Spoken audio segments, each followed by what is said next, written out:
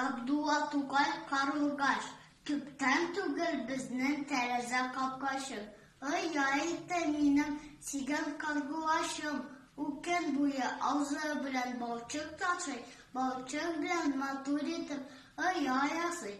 Күп эшләде, иремичә, бара-бара чыгарды матур балалардан.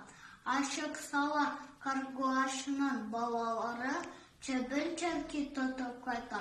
Аналары карлыгашның ямьсез озын кара төндә каты йоклый оясында, алмый тынды.